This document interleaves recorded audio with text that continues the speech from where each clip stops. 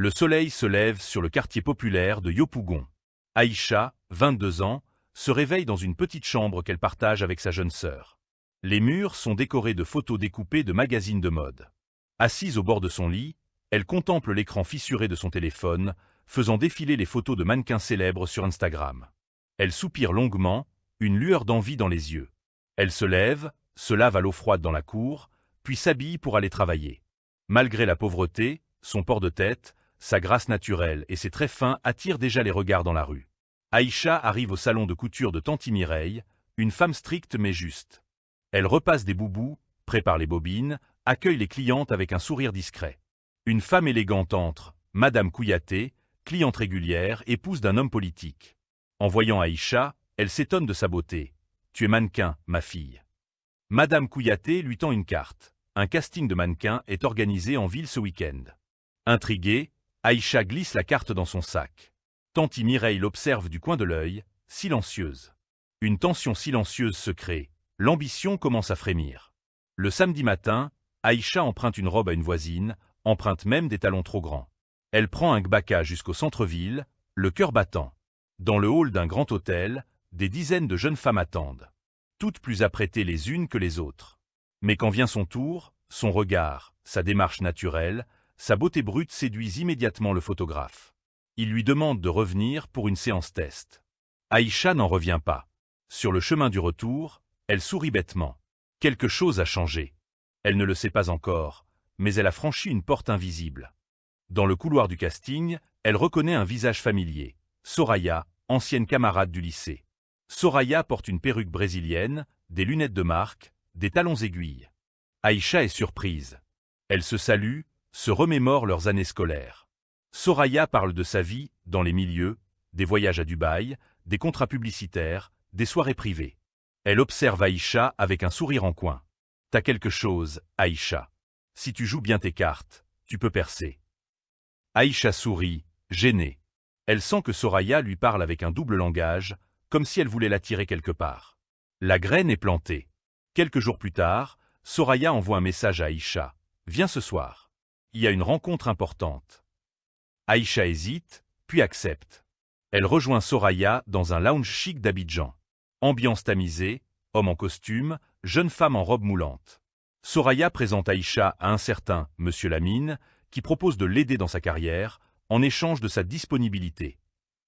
Aïcha comprend vite qu'il s'agit de bien plus qu'un simple coup de pouce professionnel. Elle refuse poliment, mais Soraya lui dit en souriant. « Tu verras. On refuse d'abord, puis on y revient. » Aïcha rentre chez elle troublée. Elle sent que son monde bascule. Allongée sur son lit, Aïcha pense à la proposition. Elle pense aussi à sa mère malade, à sa petite sœur qui rêve d'une tablette, à ses vêtements usés. Elle regarde encore les stories Instagram de Soraya. Restaurant chic, sac de luxe, piscine. Le doute l'envahit.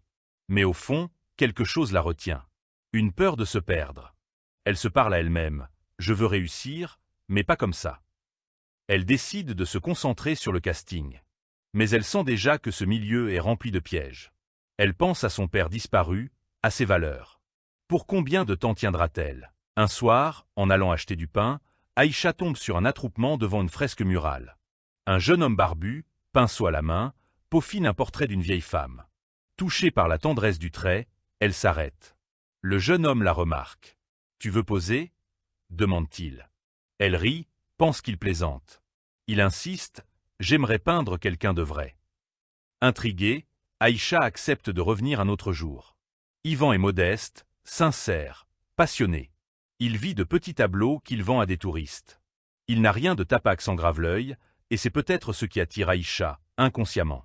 Quelques jours plus tard, Aïcha retrouve Yvan dans son petit atelier de fortune. Il lui offre un verre d'eau, ajuste la lumière, prépare ses pinceaux. Elle s'assoit, légèrement intimidée. Il peint en silence, concentré.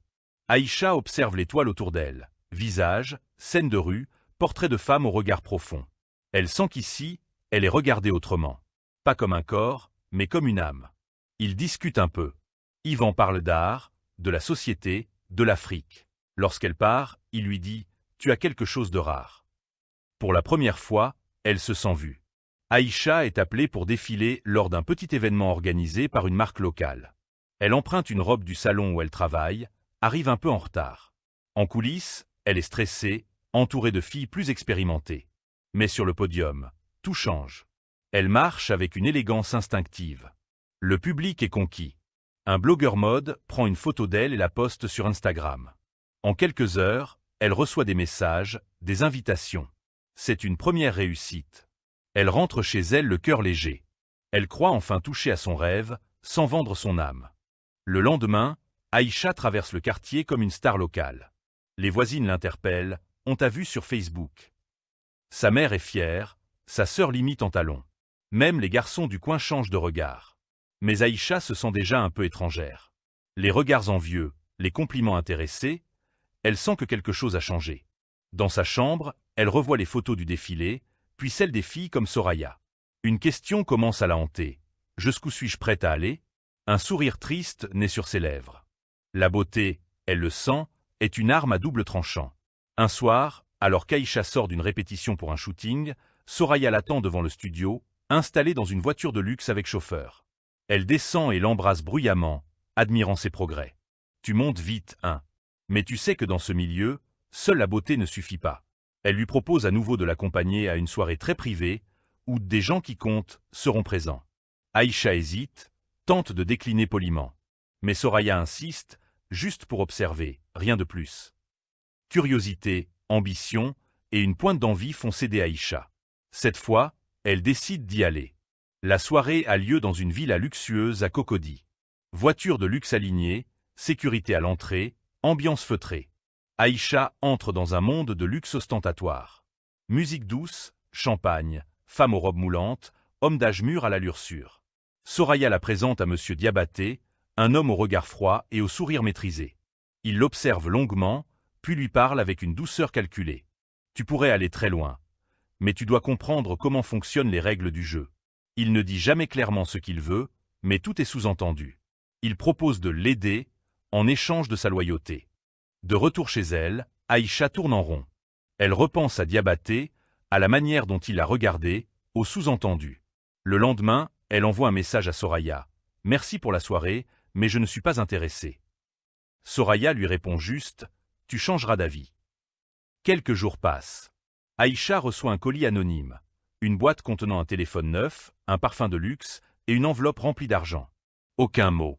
Elle panique, court le rendre à Soraya. Celle-ci éclate de rire. C'est rien, c'est un avant-goût. Aïcha repart confuse, en colère, mais au fond, troublée. Aïcha retrouve Yvan dans son atelier. Il remarque son air pensif. Elle lui raconte, sans donner de nom, la proposition reçue. Yvan la regarde longuement, puis dit calmement « Tu as le choix. Tu n'as pas besoin de te vendre pour briller. » Il lui parle de son rêve à lui, créer une école d'art pour les enfants des quartiers. La vraie beauté, c'est ce qu'on choisit de faire avec elle. Aïcha est touchée, émue. Yvan l'aime avec pudeur, sans lui dire. Elle le sent, mais garde ses distances. Son cœur penche, mais la tentation du monde extérieur devient plus pressante.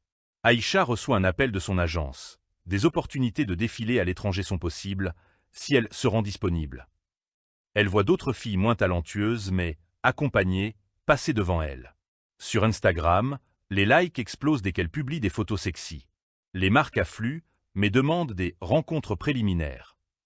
Elle commence à se sentir étouffée. Les factures s'accumulent, sa mère tombe malade, les médicaments coûtent cher. Sa sœur veut s'inscrire à un stage coûteux. Aïcha sent que sa beauté pourrait tout lui apporter. Mais à quel prix? Elle s'enferme dans sa chambre et pleure longuement. Elle est à un carrefour. Un soir de grande détresse, Aïcha compose le numéro sur la carte que Diabaté lui avait tendue. Il répond immédiatement. Voix calme, presque bienveillante. Il lui fixe un rendez-vous dans un restaurant discret. Là, il lui offre une enveloppe, assez pour soigner sa mère. Tu n'as rien à faire. Juste être présente à mes côtés pour quelques événements.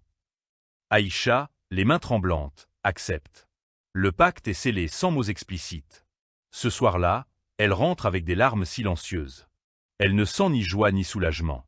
Juste un vide immense. Elle sait qu'elle vient de franchir une ligne dont on ne revient pas indemne. La transformation est fulgurante.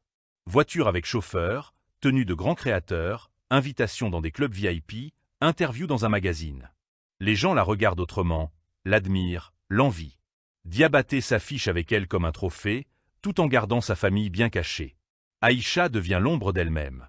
Elle sourit pour les caméras, poste des photos parfaites, mais son regard se vide. Son téléphone ne cesse de vibrer. Propositions, sponsors, invitations. Tout semble parfait, mais elle se sent comme une belle prisonnière. Elle commence à éviter Yvan. Elle ne veut pas qu'il voie ce qu'elle est devenue. La honte s'installe doucement. Un jour, Yvan vient au studio où elle devait poser. Il l'attend, elle ne vient pas. Il l'appelle, pas de réponse. Puis il tombe par hasard sur une photo d'elle au bras de Diabaté, lors d'un gala. Le choc est brutal. Il lui envoie un message bref. « Je comprends. Bonne chance. » Aïcha le lit et s'effondre. Elle tente de l'appeler, il ne décroche pas. Elle passe devant son atelier quelques jours plus tard, porte close, fresques effacées. Elle sent qu'elle a perdu quelque chose de précieux, de vrai. Mais elle ne peut plus faire marche arrière. Le monde l'a déjà avalée. Aïcha enchaîne les voyages, les apparitions publiques, les photos de rêve. Mais la nuit, elle ne dort plus. Elle se regarde dans le miroir et ne se reconnaît pas.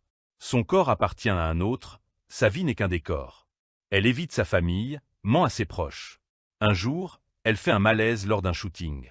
Les médecins parlent de stress, d'épuisement nerveux. Elle rit jaune. Elle n'est plus qu'une image creuse.